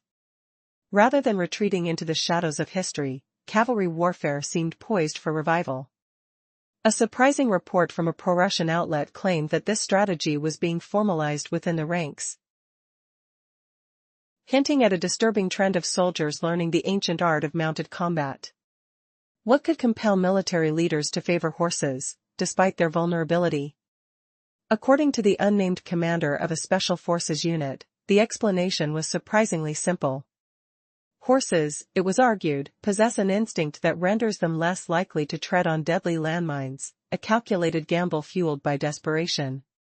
The stark reality of Russia's military landscape transformed before our eyes. Was this a clever tactic or a sign of unyielding desperation? As one noted journalist aptly observed, the revival of cavalry may soon emerge not as a relic of a bygone era but a defined element in the present conflict. What hid beneath the hooves of history could be the very ghosts of past failures. Would these noble creatures lead Russia to victory, or simply carry their soldiers deeper into a quagmire of despair? The echoes of artillery and the whinnies of distressed horses might soon become familiar sounds on the battlefield, each step laden with the weight of a tumultuous legacy. In a surprising turn of events, a Russian Special Forces unit commander has revealed that his troops are now training to ride horses. The rationale is intriguing. Horses, he claims, possess superior instincts, making them less likely to trigger landmines. This assertion raises eyebrows, especially considering that Ukraine recently acquired advanced landmines that could pose significant risks. But the logic behind this strategy appears questionable. While it's true that horses can navigate better in darkness than untrained human soldiers, the soldiers still lack night vision gear. How can they effectively operate in dangerous territory if they can't see potential threats? The soldiers must rely solely on their horses to guide them, potentially leading them straight into danger. The commander shared that 2 soldiers will ride one horse, one controls the horse while the other provides fire support during assaults. However, this tactic seems flawed. Shooting from a moving horse, particularly in combat gear, would likely be less effective and more chaotic than shooting from the ground. Imagine trying to hit a target while bouncing around on a horse, it sounds nearly impossible. Additionally, horses present challenges that the commander overlooks. While they are agile and quick, they require time, proper feeding, and training, resources that Russia sorely lacks amid ongoing battles. Moreover, the load capacity of horses is far less than that of vehicles. Even a modest civilian vehicle would function better for transporting troops than relying on horses, especially when armored assaults are already struggling. It's hard not to wonder about the survival of these soldiers. When it comes to landmines, the risk is alarming. A horse might not trigger an anti-tank mine, but it's a whole different story with anti-personnel mines. In the chaotic world of modern warfare, trusting in horses may prove to be a gamble too risky for any soldier to take. How did it come to this, the reliance on ancient means in the face of advanced weaponry? The answer is a stark reminder of the failures lurking within Russia's military strategy. Picture this battlefield, heavy with desperation. Russia, once overflowing with tanks and machines, now turns to rotting reserves, exposed to wind and rain, devoured by corrosion. Soldiers scavenge parts from decayed hulks, piecing together scraps just to send one more relic into the fray. And worst of all? Even amidst this scramble, some units ride horseback. Could a battered vehicle like a Jeep really trump a gasping stallion in this muddy hell? Shocking revelation, horses on the front lines? In 2025? It's not triumph, it's tragedy. Ukraine's anti-personnel mines, gifted from the US in November 2024, lie in wait like silent predators. Feel the chill as the rider's boot crunches frost underfoot, the air thick with the stench of sweat-soaked earth and distant gunpowder. The ground pulses with menace. Will a hoof step wrong, triggering an explosion that rips flesh and bone? Why gamble lives on myth when steel stands stronger? Horses offer no edge here. They're not swifter than armored beasts, not even civilian rigs limping forward. A thoroughbred might gallop 44 miles an hour briefly, but Russia's mounts plod slower, 25 to 35 at best, tiring fast. Hear the labored breaths, the clop of hooves muddling through sludge. Feel the rider's grip tighten on reins, skin slick with fear, muscles aching against the cold. Yet FPV drones hum overhead at 37 miles per hour or more, relentless, closing in. A drone doesn't tire, it dives, explodes. Symbolic or not, why court disaster? United 24 reveals the raw truth. Horses echo ancient glory, woven into Russia's mythic tales of Cossacks. Those fierce warriors thrived in regions now Ukraine and Russia's Don, Zaporizhia Cossacks and beyond. But this twist humiliates. Horses symbolize victory, yet they doom riders to obsolescence. The sharp bite of reality stings like winter wind. Smell the acrid exhaust from distant engines, the earthy reek of neglect. Ukraine answers with drones and mines. Will Russia humiliate itself further? Tension builds as cavalry ghosts clash with modern fire. What desperate ploy next will shatter Putin's delusions? The pleas echo louder. Why cling to painted legends when innovation begs? Horses can't defy drones' unyielding speed. Feel the pulse race, sweat bead, the homeland's pride crumbling. Is this the end of cavalry, or a savage return to savagery? Looming shadows hint at unseen horrors ahead. Why endure this endless cycle? Accessories to arms. The stakes spiral higher, each hoofbeat a reminder. Forces converge, another revelation dawns. Will Russia's armored illusion shatter forever? Imagine a battlefield where the rumble of engines fades, replaced by the pounding of hooves. Sounds like a scene from centuries ago, right? Yet in today's war-torn Ukraine, Russian soldiers find themselves mounting horses once again. Why? How did an army that boasted countless tanks and trucks fall back on cavalry for combat? The answer cuts deeper than nostalgia or propaganda. It reveals a desperate struggle that shakes the very core of modern warfare. Previously, we explored how Ukraine's relentless strikes have crippled Russia's oil refineries, hammering the fuel lifeline essential to mechanized armies. Now let's turn to a surprising twist in this conflict's grim saga: horses in combat. The Cossacks, horsemen famed for their warrior spirit, once thrived on both sides, the Zaporizhia Cossacks in Ukraine and Russia's Don region. But today, it is Russia that clings to this antiquated method on the front line, not Ukraine. This enduring Russian bond with horses harks back to even before World War II. During that global conflagration, millions of horses served the Red Army, a lifeline amid stretched railroads and scarce motor vehicles. A wartime magazine in 1942 revealed just how crucial these animals were, hauling artillery, ammunition wagons, ambulances, and supply trucks, an army on hooves sustaining a front millions of miles wide.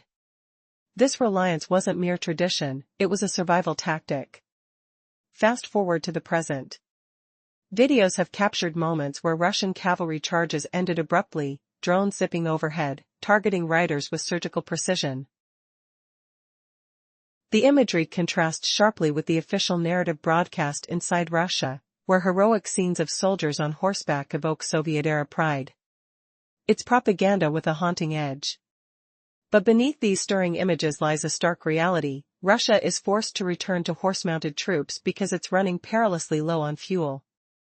Machinery once central to Russian strategy, mechanized infantry, tanks, armored vehicles, have suffered crushing losses. The fuel shortages that cripple operations are not just logistical headaches, they strip the army of its mobility and firepower. Meanwhile, soldiers, physically drained by months of combat and limited resources, find themselves saddled not just with gear but with the burden of an era long past. Could anyone have predicted that in the 21st century, cavalry would ride into battle again? Russia's retreat to horses exposes more than military weakness, it exposes a fragile empire gasping for its former glory, trapped between brutal reality and nostalgic myth. What happens next? Will this desperate gambit yield any advantage, or has modern war moved too far beyond the saddle for such archaic tactics to stand a chance? The sound of hooves may echo ancient battles, but in Ukraine, that sound rings out as a warning that Russia's arsenal, its pride, and perhaps its very future are slipping through its fingers. When has a horse become a weapon of war in the 21st century? Russia's return to cavalry isn't a nostalgic throwback, it's a desperate response to a crisis few expected. Ukraine has systematically dismantled Russia's oil refining industry, striking at its core like a relentless shadow. Since January 2024, over half of Russia's biggest refineries, 21 out of 38, have been targeted. August 2025 alone saw 14 refineries hammered by drone attacks, followed by another devastating 8 in September. But these weren't one-off bombs. Ukraine struck again and again, ensuring each refinery stayed dark, silenced in the battle for fuel supremacy. This surgical assault on energy infrastructure has plunged Russia into a dire fuel shortage. By late September and early October 2025, nearly 40% of its refining capacity lay in ruin. It's more than just an inconvenience for everyday Russians suffering from gas lines and shortages. On the battlefield, this shortage is a crippling blow. Ukrainian commander Alexander Sersky laid it bare, Russia's military-industrial engine is sputtering. This is a fuel crisis, it directly disrupts logistics and cuts off supplies to their army, he declared to reporters. Without enough gasoline, Russia's armored columns grind to a halt. But horses, they don't need fuel. In Putin's view, reviving cavalry units solves the supply problem. Yet even if gas were flowing smoothly, it wouldn't solve a deeper issue. Russia doesn't have enough vehicles to fuel anymore. Tank and armored vehicle losses have piled up, bleeding its military dry. Reports from July 2025 revealed a grim fact: Russia's vehicle reserves are nearly empty. The era of mechanized power is fading fast, replaced by the clatter of hooves on the battlefield. How does a modern army survive when its iron giants rust away and fuel barrels run dry? Can horses really fill the void left by tanks, or is this just another sign of a failing war machine? As the roar of engines fades, the sound of hooves grows louder, an echo of desperation haunting the endless fields of conflict. What happens when the last tank falls, and all that remains are the ghosts of cavalry charges past? As Russia's supply of armored vehicles dwindles, a startling evolution in military tactics unfolds. In a desperate move, the Russian army is turning to horses for transportation and assaults. Reports from the Institute for the Study of War reveal that only 46% of pre-war tank reserves and 42% of infantry fighting vehicles remain. On the surface, this might seem sustainable, yet the reality is far grimmer. Most operational vehicles are aging Soviet relics, crumbling under the weight of neglect. Imagine a military campaign relying on horses, an emblem of desperation. The Stormy unit commander attempts to present this strategy as a calculated choice, but it speaks volumes about Russia's equipment shortages. For soldiers caught in this predicament, it's clear that not everyone rides into battle on armored vehicles.